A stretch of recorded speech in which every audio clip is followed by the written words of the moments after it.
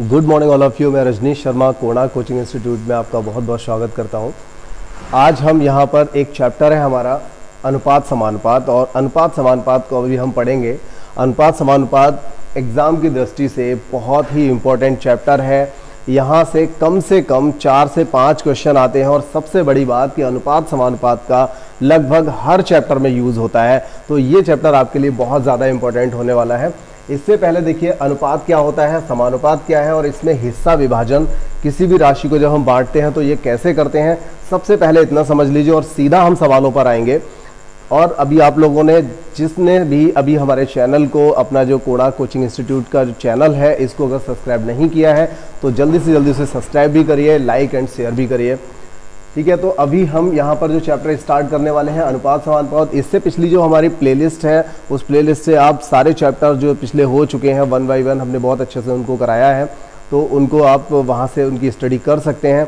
अभी फ़िलहाल हम स्टार्ट करते हैं अपने अनुपात समानुपात का जो बेसिक है, जिसमें हम आपको बताएंगे कि अनुपात क्या होता है। देखिए, अनुपात का मतलब जो होता है, बेसिकली अनुपात का मतलब तुलना होता है। ठीक है, क्या होता है? तुलना। तो यहाँ पर देखिए डेफिनेशन क्या लिखी हुई है। डेफिनेशन के अकॉर्डिंग ही हमारा जो समझाने का मेथड रहेगा वो डेफिनेशन के अकॉर्डिंग ही रहेगा। तो सबसे पहले यहाँ पर देखिए, 2 या 2 से अधिक वस्तुओं या अन्य समान गुण की तुलना को ही अनुपात कहा जाता है। ये बिल्कुल मैंने डिफरेंट तरीके से, बिल्कुल अपनी सिंपल सी लैंग्वेज में, जो आपको सीधी सीधी समझ में आ सके, एकदम साधारण लैंग्वेज में मैंने यहाँ पर लिखा हुआ है। क्या लिखा है? 2 या 2 से अधिक वस्तुओं। देखिए, जब हम तुलना करेंगे तो 2 या 2 से अधिक वस्तुएं होंगी। कभी हम सिंगल चीज़ की, किसी एक चीज़ की हम तुलना नहीं कर सकते। फिर एक बात यह कि वस्तु हो, व्यक्ति हो, कुछ भी हो, कोई भी क्वालिटी हो किसी की, उस क्वालिटी की हम तुलना करेंगे। लेकिन तुलना तो तब करेंगे ना जब दोनों की सेम क्वालिटी की तुलना कर रहे होंगे। सपोज करिए हमने 2 ऐसी चीज़ों को लिया। चलिए खैर, मेरे पास अभी यहाँ पर 2 पेन है, मैं यहाँ 2 पेन ले लेता हूँ।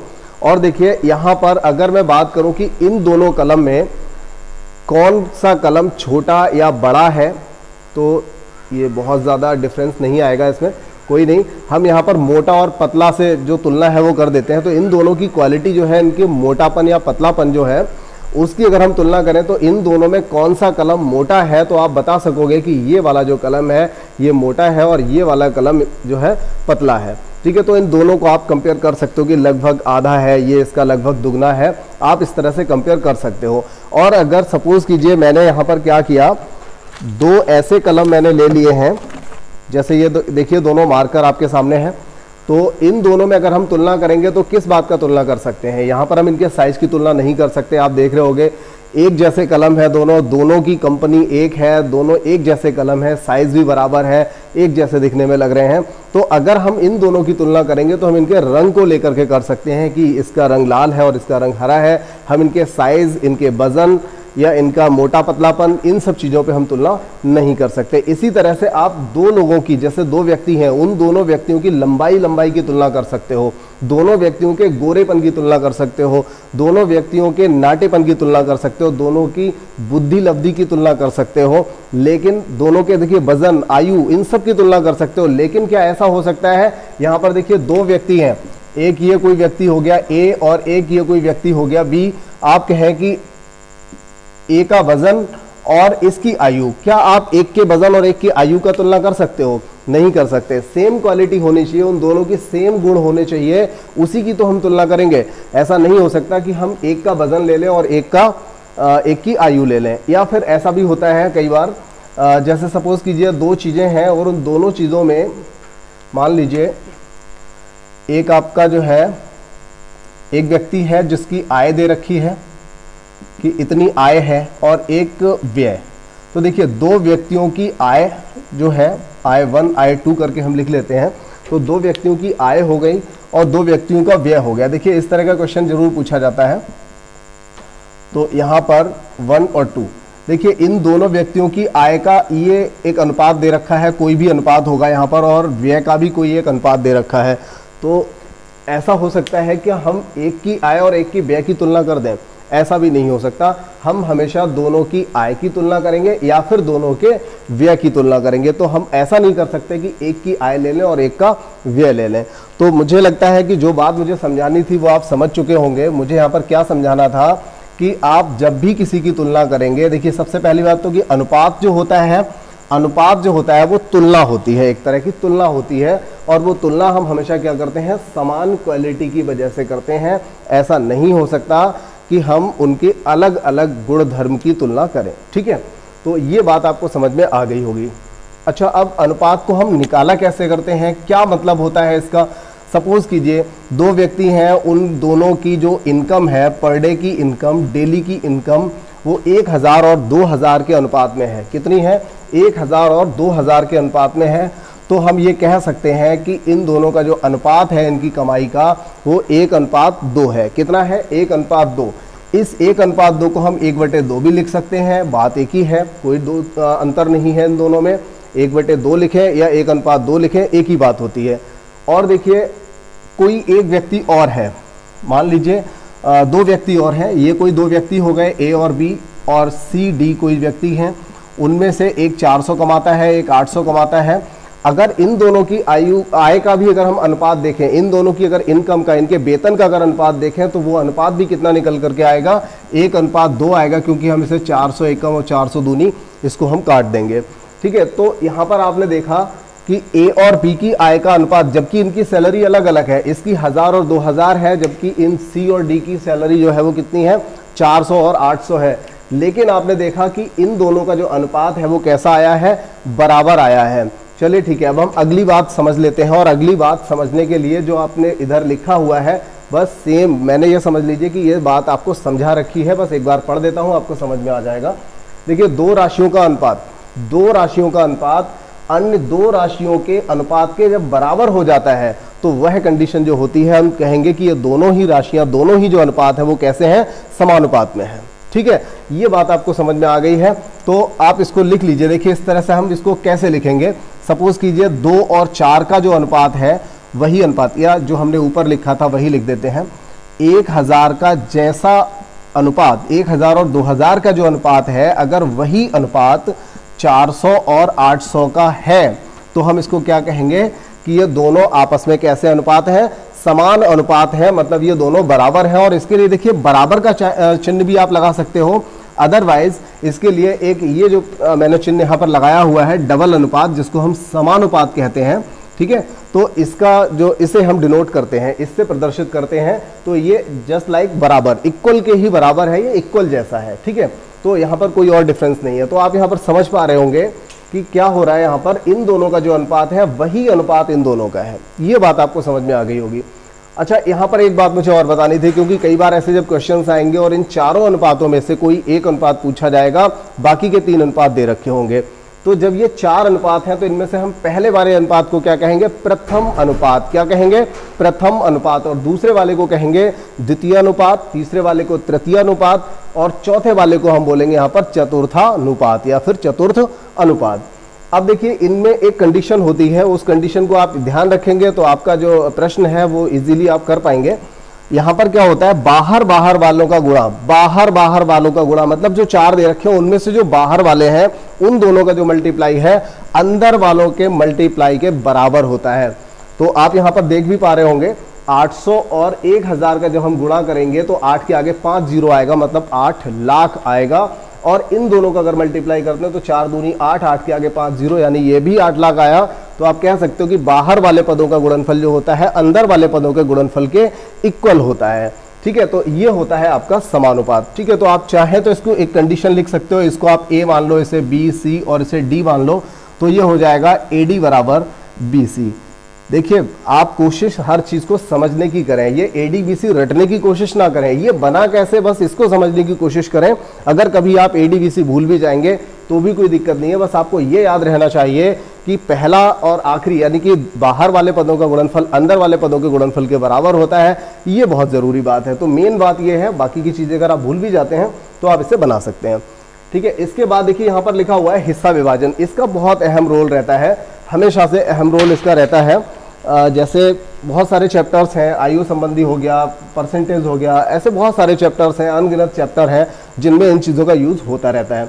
क्या है, जैसे यहाँ पर दिया हुआ है 200 रुपए को 2:3 के अनुपात में विभाजित करने पर छोटी राशि या बड़ी राशि ज्ञात करना, कैसे होता है, कैसे हम इसको निकालते हैं, ये मैं आपको अभी यहाँ पर बताऊंगा। तो देखिए फिलहाल हम यहाँ पर कितनी राशि को वितरित कर रहे हैं, कितनी राशि को बांट रहे हैं, 200 रुपए को, और किस अनुपात में बांट रहे हैं, 2:3 में। तो यहाँ पर आपको दिखाई दे रहा होगा छोटी राशि ये है और जबकि बड़ी राशि ये है। तो इसके जो अनुपात मतलब जो तरीके रहते हैं, एक सिंपल सा जो बेसिक मेथड है, डिटेल्ड मेथड जिसको हम कहेंगे, तो हम ये कह सकते हैं कि इस 200 रुपए को, देखिए ये भी अच्छा है, मतलब इतना ज़्यादा डिटेल भी नहीं है, आप चाहें तो इसी को आप अप्लाई कर सकते हो। देखिए 2 और 3 हिस्सों में हमें बांटना है। मैं आपको थ्योरेटिकली बता देता हूँ, 200 रुपए को 2 लोगों में बांटना है, एक को देने हैं 2 हिस्से और एक को देने हैं 3 हिस्से, ठीक है। तो इस तरह से 200 रुपए के हमें टोटल कितने हिस्से चाहिए, 5 हिस्से चाहिए। हमें कितने हिस्से चाहिए, 5 हिस्से चाहिए। तो इसके हम 5 हिस्से बना लेंगे, ठीक है। 5 हिस्से हमने इसके बना लिए, तो 5 चौका 20, एक हिस्सा कितने रुपए का निकल करके आ गया, एक हिस्सा निकल के आया 40 रुपए का। बिल्कुल ठीक समझ रहे हैं आप, एक हिस्सा निकल करके आया 40 रुपए का। और उस 40 रुपए के हिस्से, एक हिस्सा है ये, लेकिन 40 रुपए के 2 हिस्से हमें इस व्यक्ति को देने पड़ेंगे। एक पहले वाले को, यानी कि छोटी वाली राशि हो जाएगी 2 हिस्सों के बराबर, और बड़ी वाली राशि हो जाएगी 3 हिस्सों के बराबर, 3 चौका 12। तो पहली राशि आप समझ रहे हैं 40 दूनी 80 हो जाएगी, जबकि दूसरी राशि 40 तिया 120 हो जाएगी। और आप देख पा रहे हैं कि इन दोनों को अगर हम जोड़ेंगे तो ये टोटल कितना हो जाएगा, 200 हो जाएगा। तो 200 रुपए को हमने यहाँ पर 2 बराबर हिस्सों में बांट दिया है। और इसी को अगर हम और रिटन में अगर करना चाहें, एक जो प्रोसेस होता है लिखित में, वो क्या होता है, सपोज कीजिए हमें यहाँ पर छोटी राशि बतानी है, ठीक है। तो हम क्या करेंगे, छोटी राशि यानी कि 2, और बटे में आ जाएगा अनुपाती योग, मतलब इन दोनों का टोटल।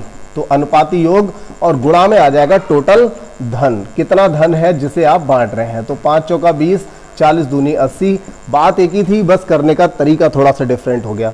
अब देखिए अगर आपको ये सभी समझ में आ रहा है, आज अगर आपको अनुपात क्या होता है, समानुपात क्या होता है, उसका कंपेयर करना, समानुपात का इक्वल होना, अगर ये चीज़ें समझ में आ गई हैं तो वीडियो को लाइक करिए और अभी अगले क्वेश्चंस का इंतजार करिए। मैं अगले बहुत इंपॉर्टेंट क्वेश्चन लेकर के अभी आता हूँ, इनको रेज करने के बाद मैं अच्छे क्वेश्चंस लेता हूँ। चलिए ठीक है।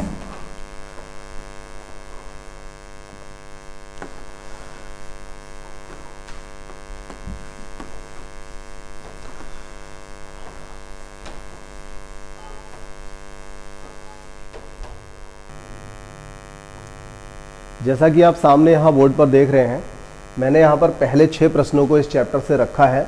बहुत ही इंपॉर्टेंट प्रश्न है। सबसे ऊपर वाला जो प्रश्न आपको दिखाई दे रहा है, भले ही नाम के लिए, कहने के लिए पहला प्रश्न है और सिंपल सा प्रश्न है, लेकिन 2018-19 में जो CPO-SI का एग्ज़ाम हुआ था, और अभी भी CPO-SI की वैकेंसी आई हुई है, CPO-SI के एग्ज़ाम में सबसे पहला मैथमेटिक्स में ये क्वेश्चन रखा हुआ था। आप पिछले पेपर को उठा करके देखिए, जो पहला ऊपर क्वेश्चन लिखा हुआ है CPO-SI में आया हुआ क्वेश्चन है ये। तो किसी भी क्वेश्चन को हल्के में नहीं लेना है, बहुत अच्छा प्रश्न है। देखिए यहाँ पर पहला प्रश्न है हमारा। देखिए एक बात और आपको बता दूं, मैं आपको यहाँ पर इसका 1 नहीं 2 नहीं 3 मेथड आपको मैं बताऊंगा इसके करने के। तो सबसे पहला आप मेथड समझिए, दूसरा समझिए और तीसरा। एक बात और बता दूं, पहला मेथड आपको सही लगेगा, दूसरा वाला बहुत अच्छा लगेगा और तीसरा वाला सबसे अच्छा लगेगा, ठीक है। तो पहला जो मेथड है यहाँ पर वो हमारा क्या रहेगा, जब AB बराबर दिया है, BC बराबर दिया है और ABC पूछा गया है, तो हम यहाँ पर ABC लिख लेंगे। ABC लिखने के बाद AB का जो अनुपात है वो हम यहाँ पर लिखेंगे। AB का अनुपात कितना है, 2:3 है। और देखिए AB के नीचे हमने AB का अनुपात लिखा और BC का अनुपात जो है 3:7 है, तो यहाँ पर हम 3:7 लिख लेंगे। और इस तरह से देखिए हमारा जो आंसर यहाँ से निकल करके आएगा वो क्या आएगा, इनका मल्टीप्लाई करेंगे, फिर इनका करेंगे और फिर इनका मल्टीप्लाई करेंगे, ठीक है। तो पहले नंबर पे हमें ये काम करना है, दूसरे नंबर पे ये काम करना है और तीसरे नंबर पे ये काम करना है। अब देखिए तो हम क्या करेंगे, 2 तिया 6, 3 तिया 9 और 7 तिया 21। अब इसको हम काट सकते हैं 3 से, तो 3 दूनी 3 तिया और 3 सत्ते। तो आपका फाइनली ABC का जो अनुपात है वो ये निकल करके आ गया है। अब देखिए यहाँ पर एक बात और बता दूं आपको, ये एक सिंपल सा प्रश्न था। इस प्रश्न में ऐसा कुछ भी नहीं था जिसमें आप सॉल्व करें। क्यों नहीं था, क्योंकि यहाँ पर A और B दिया था, यहाँ पर B और C दिया था, यहाँ पर B का मान 3 था और यहाँ पर भी B का मान 3 था। तो ऐसी कंडीशन में हम क्या करते, A का मान 2 यहाँ से लेते, B का मान 3 वहाँ से लेते, सी का मान सी 7 वहां से ले लेंगे, तो सिर्फ 2 3 7 यहाँ पर हो जाएगा। हमें ये कुछ भी करने की आवश्यकता नहीं थी क्योंकि बी का मान दोनों जगह कॉमन था, एक जैसा था। अगर बी का मान सेम नहीं होता, जैसे यहाँ पर बी का मान 5 दिया है, यहाँ बी का मान 4 दिया है, तो इसके लिए ये वाला मेथड करना था। लेकिन पहला जो प्रश्न था बस यही होता है, आपने अगर थोड़ा ध्यान नहीं दिया तो आप बिना वजह ये 10 से 15 सेकंड का टाइम या 10 सेकंड का टाइम आप ले जाएंगे, कितना ही फास्ट करेंगे तो भी आप 10 सेकंड का टाइम ले जाएंगे, जबकि इस प्रश्न में कुछ था ही नहीं। आप एक नज़र में देखते और आंसर को रख सकते थे। ठीक है, तो इसके बाद देखिए, अब इसी प्रश्न के लिए जैसा कि मैंने बोला था कि मैं दूसरा एक और मेथड या ऐसा करता हूं कि पहला प्रश्न जो था इसको मैं यहीं पे छोड़ता हूं, दूसरे प्रश्न के लिए मैं वो 2-3 मेथड जिनकी मैं बात कर रहा था वो सारे मेथड में दूसरे प्रश्न में बताता हूं, पहले प्रश्न में आप खुद ही अप्लाई कर लीजिएगा। तो ये देखिए ए बी और सी, ठीक है, ए बी सी ये पूछा गया है, इसकी हम बात कर रहे हैं। ए और बी की जगह पे क्या लिखेंगे, 2 5 लिखेंगे, बी सी की जगह पे 4 7 लिखेंगे। तो पहला मेथड तो यही हो गया कि पहला हम इनका गुणा करें, दूसरा इनका करें और तीसरा इनका गुणा करें और यहाँ पर लिख दें। ठीक है, इसके अलावा हम अगर इसका मल्टीप्लाई, क्योंकि यहाँ पर अभी ये ए बी सी का पूछा गया है, कल को अगर अगले सवाल में ए बी सी ना सही ए बी सी डी का पूछा गया, जैसा कि अगले प्रश्न ये दे रखे हैं, यहाँ पर 4 4 का पूछा गया है, ए बी सी डी का अनुपात पूछा गया है। अगर ए बी सी डी का पूछ लिया तो आप कंफ्यूज हो सकते हैं कि किसका गुणा किससे पहले किया जाएगा, ये समस्या आपके सामने आ सकती है। तो आप यहाँ पर क्या करेंगे, इसके लिए एक दूसरा मेथड भी है हमारे पास। वो क्या है, देखिए आपको यहाँ दिख रहा होगा कि एक तो ये वाला स्पेस है और एक ये स्पेस है, यहाँ 2 जगह आपको खाली नजर आ रही होंगी, तो इन दोनों जगह को हम अभी यहाँ पर भर लेंगे। अभी मैं दिखाई दे रहा हूँ, यहाँ पर नहीं आ रहा है ना वीडियो ठीक से, चलिए अब ठीक है ना, चलिए। तो देखिए यहाँ पर ये दोनों जो स्पेस आपको दिखाई दे रहे हैं और इन दोनों स्पेस को हमें फिल करना है। और इसमें हम क्या फिल करेंगे, इसके पड़ोसी वाला जो अंक है, पड़ोस वाला जो अंक है, दाएं बाएं वाला अंक है, उसको यहाँ पर हम फिल करेंगे। तो इस 5 को हम यहाँ पर फिल कर देंगे और इस वाले 4 को हम यहाँ पर फिल करेंगे। और इसके बाद तो बस आंसर आ गया आपका 2 चौका 8, 5 चौका 20 और 5 सत्ते 35। ये आपका यहाँ से आंसर आ जाएगा। तो बताइए कैसा लगा आपको ये, अगर अच्छा लगा है तो लाइक जरूर करते चलिए। और एक बात और, ये तो हुआ हमारा दूसरा मेथड, पहला मेथड ये था, दूसरा मेथड ये था। मैंने आपको अभी प्रॉमिस किया था कि मैं आपको इसका एक तीसरा मेथड भी बताऊंगा, वो मेथड सबसे अच्छा लगेगा। तो देखिए मैं तीसरा मेथड यहाँ पर बता रहा हूँ।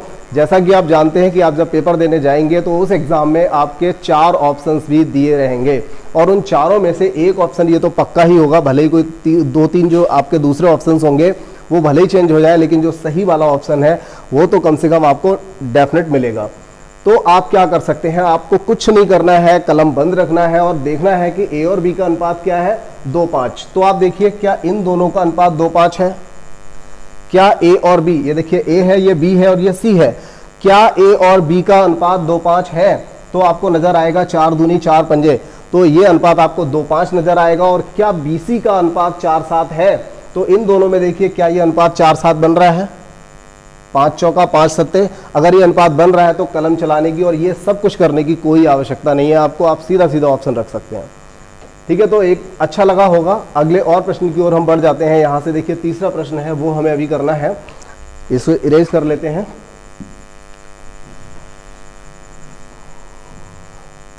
देखिए तीसरा प्रश्न लगभग एक जैसा है, लेकिन तीनों प्रश्न को रखने से कुछ ना कुछ तो आपको नया सीखने को मिल ही रहा है, इसीलिए मैंने इन प्रश्नों को यहाँ पर रखा है। देखिए हमारा तीसरा प्रश्न है, इसमें भी देखिए ABC हम यहाँ पर लिखेंगे। हाँ जी, ABC क्यों लिखेंगे, पहले उस बात को समझाना है कि आखिर ABC ही क्यों लिखेंगे। देखिए पिछले जो सवाल थे उनमें AB दिया था, BC दिया था, AB दिया था, BC दिया था, हमने यहाँ पर ABC को रख लिया। लेकिन यहाँ पर AB दिया है, BC नहीं CB दिया है, मतलब उल्टा दे रखा है, अपोजिट दे रखा है। लेकिन अब हम ABC का अनुपात निकालना है, तो क्या हम ABC रखेंगे तभी निकलेगा या कुछ और रखना पड़ेगा हमें? और अगर हम ABC रखेंगे तो आखिर ABC ही क्यों रखेंगे, कुछ और क्यों नहीं? हम इसको ACB क्यों नहीं लिख लेते, या हम इसको CBA क्यों नहीं लिख लेते, या फिर इसको हम ACB क्यों नहीं लिख लेते? क्या ऐसा लिखने से हमारा आंसर आएगा? तो देखिए यहाँ पर ABC लिखने से आ जाएगा और CBA लिखने से भी आ जाएगा, क्योंकि ABC CBA ये क्रमागत लिखा गया है, चाहे आप इधर से देख लो या फिर इधर से देख लो। लेकिन इन दोनों मेथड से आपका आंसर नहीं निकाल पाओगे, आप इसको सॉल्व नहीं कर पाओगे। ऐसा क्यों है? देखिए आपने देखा ऊपर जो दोनों प्रश्न थे, इससे पिछले दोनों प्रश्न थे, इन दोनों में इन दोनों जगह क्या था, बी कॉमन नजर आ रहा था आपको। यहाँ पर भी बी कॉमन नजर आ रहा है, तो जो कॉमन आता है हम उसी को बीच में रखते हैं। ठीक है, जो कॉमन आता है उसी को बीच में रखते हैं। हो सकता था यहाँ पर ए बी दिया होता और यहाँ पर ए सी दे देता, बी केवल एक बार दिया होता, ए बी और ए सी, तो आप देखते कि दोनों जगह ए कॉमन है, तो उस कंडीशन में हम ए को बीच में रखते हैं। ठीक है, ए को बीच में रखना पड़ जाता, तो फिलहाल यहाँ पर हमें बी ही बीच में रखना पड़ेगा क्योंकि दोनों जगह बी कॉमन नजर आ रहा है। तो ए बी का अनुपात यहाँ पर हो जाएगा 4-7 और वी सी, देखिए सी बी का अनुपात 5-3 है, तो वी सी का अनुपात अगर हम देखेंगे तो क्या हो जाएगा, 3-5 हो जाएगा, उल्टा हो जाएगा। तो अब फिर से आपका वही प्रश्न जैसा आप कर रहे थे वैसा ही प्रश्न बन गया है। और देखिए यहाँ पर खाली जगह को फिल करना है, 7 यहाँ पर ले लेना है, 3 यहाँ पर ले लेना है, ये वाला 7 यहाँ, ये 3 यहाँ, 4 तिया 12, 7 तिया 21 और 7 पंजे 35। ठीक है, ये और किसी से नहीं कटने वाला, इतना आंसर यहाँ पर हो जाएगा। अब एक बात और हाँ जी, वही जो मैं ऑप्शन से बताने वाली बात थी वो मेरे माइंड में थी अभी, कि अगर इसी सवाल को हम ऑप्शन से करना चाहें तो भी हम इसको कर सकते हैं। कैसे, ए और बी का अनुपात हमें चाहिए 4-7, तो देखिए ये 4-7 बन रहा है, 3 चौका 3 सत्ते, ठीक है ना, 4-7 बन रहा है। और हमें सी बी का अनुपात क्या चाहिए, 5-3, तो सी बी 5-3, देखिए 5-3 बन रहा है कि नहीं बन रहा है, 5-3 ये बन जाएगा, 7 से काटने पर 7 पंजे और 7 तिया। तो जब आपका जो ऑप्शन है, किसी भी ऑप्शन में आपकी दी हुई कंडीशन जब फुलफिल हो जाती हैं, वेरी करती हैं, तो वो आंसर आपका सही होता है। ठीक है, तो अगला जो हमारा प्रश्न है यहाँ पर चौथा प्रश्न है, उसको ले लेते हैं। देखिए A B C, A B दिया है, बी सी दिया है, और यहाँ पर इस बार ए बी सी नहीं पूछा, ए सी पूछा है। क्या पूछा है, ए सी पूछा है, मतलब पहला और आखिरी पूछा है। तो देखिए ऐसी कंडीशन में अगर सपोज कीजिए इस सवाल में भी आपसे ए सी पूछा गया होता, तो आप क्या करते, ए की वैल्यू 12 है, सी की वैल्यू 35 है, तो आपका आंसर हो जाता 12:35। क्या हो जाता, 12:35 हो जाता। और ये काम आप इस प्रश्न में भी कर सकते हैं, ए बी सी का मान निकाल लीजिए, उसमें से ए का मान और सी का मान अनुपात में रख दीजिए, आपका आंसर आ जाएगा। लेकिन आप कहते हैं कि नहीं भाई, हम तो हर बार एक जैसा काम क्यों करें, हम कुछ नया करेंगे। तो नया करने के लिए क्या है आपके पास, ए सी का मान अगर आपको डायरेक्ट निकालना है तो ए बी का अनुपात लगा दीजिए गुणा बी सी का अनुपात लगा दीजिए। क्या करना है, ए बी का अनुपात लगाना है, ए बी गुणा बी सी, तो ये हो जाएगा आपका 16-21 और यही आपका आंसर भी हो जाएगा। ठीक है, अगर आप इस प्रश्न को इस तरीके से निकालेंगे तो भी आपका आंसर 16-21 ही आएगा, और अगर आपने इसको डायरेक्ट निकाला है तो भी यही आएगा। देखिए ऐसा क्यों होता है, हमने निकाला यहाँ पर a/b गुणा b/c, तो देखिए b से b कट जाता है, क्या निकल के आता है, ac का अनुपात निकल आता है। ठीक है, तो ये प्रश्न यहाँ पर हो गया है। और अगला पांचवा छठा जो प्रश्न है, ये दोनों ही प्रश्न बहुत अच्छे हैं, क्योंकि अब तक आपने ABC सीखा है, अब आप सीखेंगे ABCD। क्या सीखेंगे, ABCD आप सीखने वाले हैं अभी, इन सभी का अनुपात निकालना। देखिए यहाँ पर पांचवा जो प्रश्न है, लिख लेते हैं यहाँ पर ABC और D। ठीक है, हमने यहाँ पर ABCD लिखा, और ABCD लिखने के बाद आगे देखिए ए बी की वैल्यू क्या लगाएंगे, 2-3 लगाएंगे। ठीक है, VC की वैल्यू क्या लगाएंगे, 4-7 लगाएंगे, और CD की वैल्यू क्या लगाएंगे, 5-7 लगाएंगे। तो यहाँ से आप देखिए, अब इसमें भी एक जो मैंने आपको पहले बताया कि किस किस का मल्टीप्लाई करना है, अगर उस मेथड से करेंगे तो भी हो जाएगा। पहला इसका मल्टीप्लाई करना पड़ता है, दोबारा से हमें इनका मल्टीप्लाई करना पड़ता है, और तीसरी बार हमें इनका मल्टीप्लाई करना पड़ता है। ठीक है, सबसे पहले ये हो गया, उसके बाद इनका मल्टीप्लाई, मतलब फर्स्ट इन दोनों का, ये देखिए इन तीनों का मल्टीप्लाई, थर्ड नंबर इन तीनों का मल्टीप्लाई, और चौथे नंबर पे इनका मल्टीप्लाई करना पड़ता है। तो ये एकदम दिखने में ही थोड़ा अजीब लग रहा है कि ऐसा करने के लिए आप हो सकता है कभी भूल जाएं, फर्स्ट नंबर ये, सेकंड इनका, थर्ड इनका, फोर्थ नंबर पे इनका मल्टीप्लाई करना पड़ेगा। तो मैं कहूँगा कि आपसे आप इस मेथड को बिल्कुल ही छोड़ दें। मैं आपको और बहुत सारे मेथड है ना, 2-2 मेथड अभी मैं इसके बताने वाला हूँ, वही मेथड आप यहाँ पर यूज़ करिए, ज़्यादा अच्छा रहेगा। ये देखिए, ये जगह खाली है, ये जगह खाली है, ये जगह खाली है, देखिए बहुत सारी जगह यहाँ पर खाली है। लेकिन कोई दिक्कत नहीं है। इस 3 से हम ये सारी जगह भरेंगे, इस वाले 7 से ये भरेंगे, इस 4 से ये वाली जगह।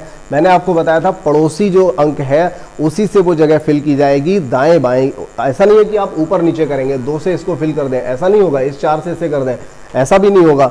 दाएं बाएं आपको खिसकाना है। तो इस 5 से आप यहाँ भी और यहाँ भी, ठीक है। तो अब एकदम फिर से आसान सवाल हो गया आपका, बहुत आसानी से आप इसे कर पाएंगे। 4 दूनी 8 पंजे 40 हो गया, और यहाँ से 3 चौका 12 पंजे 60 हो गया। ये आपका 3 सत्ते 21 पंजे 105 हो गया, और ये 7 सत्ते 49 तिया 147, ठीक है। अब ये किसी से कटने वाला नहीं है, तो आप यहीं पे इसको छोड़ सकते हैं। एक बात और आपको ये बतानी थी, 5 7, ठीक है।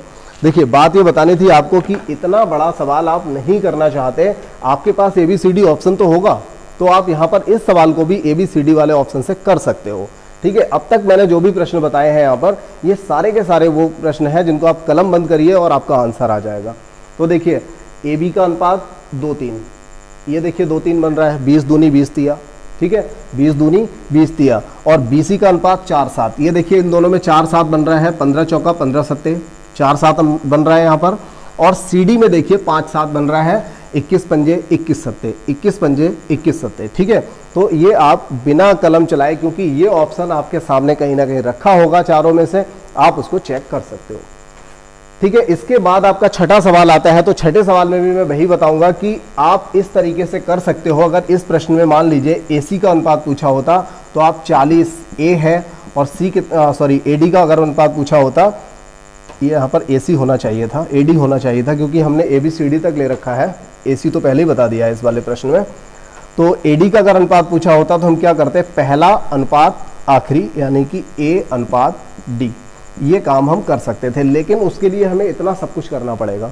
तो हम अगर इस मेथड को नहीं यूज़ करना चाहते हैं तो हम क्या करेंगे ऐसे प्रश्न के लिए, अगर हमें पहले और आखिरी का अनुपात बताना है तो हम क्या करेंगे, AB का अनुपात गुणा BC का अनुपात गुणा CD का अनुपात, और ये देखिए आपका आंसर आ गया।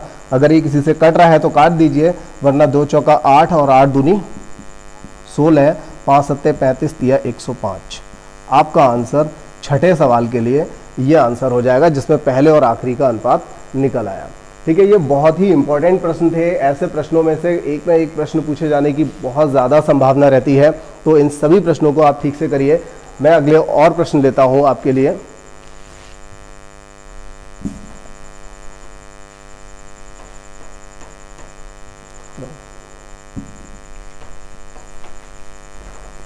बता दिया आज की क्लास के आखिरी प्रश्न। और ये जो क्लास है काफ़ी लंबी क्लास होगी, क्योंकि ये मतलब लंबी क्लासेस से मतलब है एक लंबी सीरीज़ रहेगी, इसमें कई क्लास होंगी और इसमें बहुत अच्छे अच्छे प्रश्नों को आप सीखेंगे। हर रोज़ नए टाइप के प्रश्न सीखेंगे और बहुत अच्छे अच्छे प्रश्न यहाँ पर आएंगे। कोशिश ये रहेगी कि हर दिन से एक प्रश्न आने की संभावना आपके लिए रहे, कुछ इस तरह का कलेक्शन यहाँ पर रहेगा। तो आज का जो अभी मतलब इस वीडियो के जो आखिरी प्रश्न है, उनमें से 7वां जो प्रश्न आपके सामने है वो देखिए क्या दिया हुआ है, 12, 84, 35 तथा x।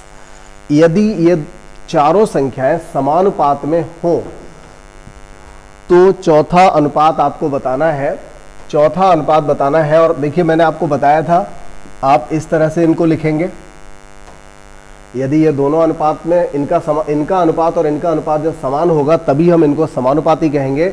और उसके लिए क्या बताया गया था, बाहरी वाले पदों का गुणनफल अंदर वाले पदों के गुणनफल के बराबर होता है। तो यहाँ पर देखिए आप 12x बराबर हो जाएगा 84 गुणा 35। ठीक है, कितना हो जाएगा, 12x बराबर 84 गुणा 35, 12 सत्ते 84 हो जाएगा। x बराबर 35 गुणा 7 आपका आंसर हो जाएगा, 7 पंजे 35 और 7 तिया 21 और 3 245। ये आपका यहाँ से आंसर हो जाएगा। ठीक है, तो फिर और अगले प्रश्न की ओर बढ़ जाते हैं। 8वां प्रश्न आपका है 1.8 अनुपात x समानुपात 0.9। देखिए ये 0.9 यहाँ पर दे रखा है और यहाँ 3.6 दिया हुआ है। तो बाहरी पदों का गुणा अंदर वाले पदों का गुणा के बराबर हो जाएगा। तो आप 0.9x बराबर आप लिख सकते हो 1.8 इंटू 3.6। ठीक है, ये आपको सही से दिखाई दे रहा है। यहाँ से देखिए 1 दशमलव से किसी 1 दशमलव को यहाँ से आप हटा दीजिए तो देखिए 9 दूनी 18 हो गया और x का मान 36 दूनी 72 मतलब 7.2 यहाँ से इसका मान निकल आएगा। ठीक है, तो इसके बाद देखिए अगले और जो प्रश्न हैं वो भी बहुत अच्छे प्रश्न हैं, पूछे जाते हैं अक्सर ऐसे प्रश्न।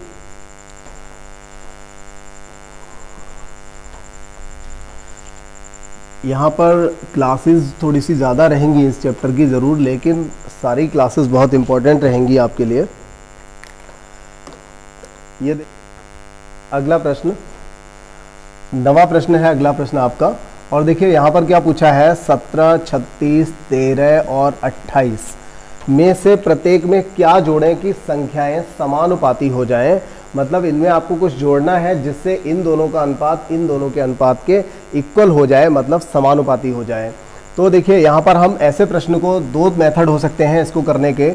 एक तो हम हर एक में x जोड़ लें और हर एक में x जोड़ने के बाद हम क्या करें, बाहर वाले पदों का गुणा अंदर वाले पदों के गुणा के बराबर रख दें और यहाँ से हम मान निकालें। लेकिन ऐसी कंडीशन में आपको 17 का 28 से 36 का 13 से बड़ा मल्टीप्लाई करना पड़ेगा। दोनों साइड में x स्क्वायर में समीकरण आएंगी। हालांकि x स्क्वायर से x स्क्वायर कट जाएगा और आप पक्षांतर करने के बाद x का मान निकाल सकोगे।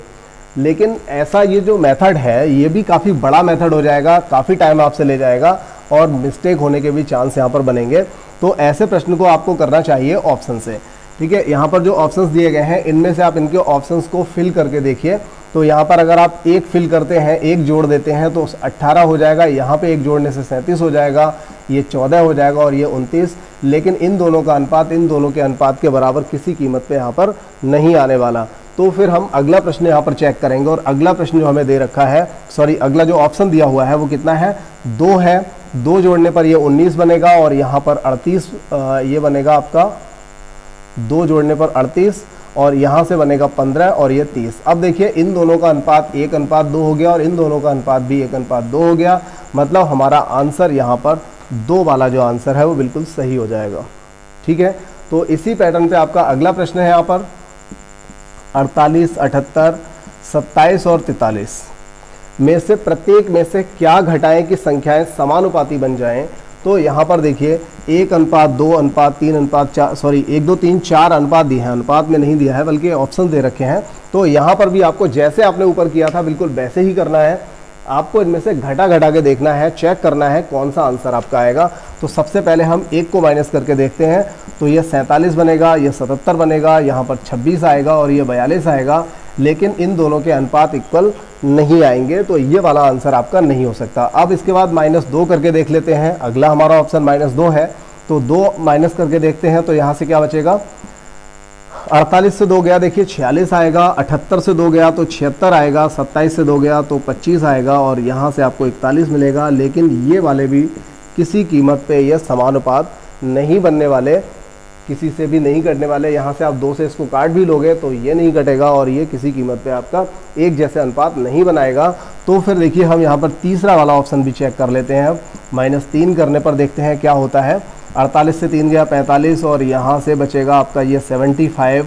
यहाँ से 3 गया तो 24 आएगा, इसमें से 3 गया तो 40 आएगा।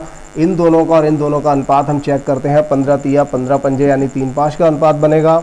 और 24 और 40 में से भी 3-3 घटाने पर 24 नहीं 24-40 में जो अनुपात बनेगा ये भी अगर हम काटें तो 8 तिया 24 और 8 पंजे 40 बन जाएगा। और यहाँ पर आप देख रहे हैं कि इन दोनों का अनुपात कैसा है, इक्वल है। तो आपका यहाँ पर जो आंसर रहेगा वो 3 रहेगा। ठीक है, ये बात अगर समझ में आ गई है तो अगले 11 नंबर और 12 नंबर जो प्रश्न है उनको भी यहाँ पे सॉल्व कर लेते हैं। देखिए 11वां प्रश्न बहुत ही सिंपल है, लेकिन मैंने यहाँ पर इसलिए रखा है क्योंकि ऐसा प्रश्न कई बार पूछ लिया जाता है, तो आपको ये पता होना चाहिए। 2:3 एक्स वाई का मान यहाँ 2:3 दिया हुआ है और पूछा है सिर्फ आपसे x² + y² पूछा हुआ है। तो बहुत ही इजी प्रश्न है ये। x और y का अगर ये अनुपात दिया है तो आप क्या करेंगे, x का मान 2 और y का मान 3 यहाँ पे पुट कर देंगे और आपका आंसर निकल आएगा। तो x की जगह पे 2 लगाएंगे तो 2 का स्क्वायर 4 हो गया और y की जगह 3 लगाएंगे, 3 का स्क्वायर 9 हो गया। फाइनली आपका 9, 4, 13 यहाँ से आंसर आपको मिल जाएगा। और अगला जो आखिरी प्रश्न है 12वां प्रश्न, क्या दिया है, यदि 2x, देखिए 2x,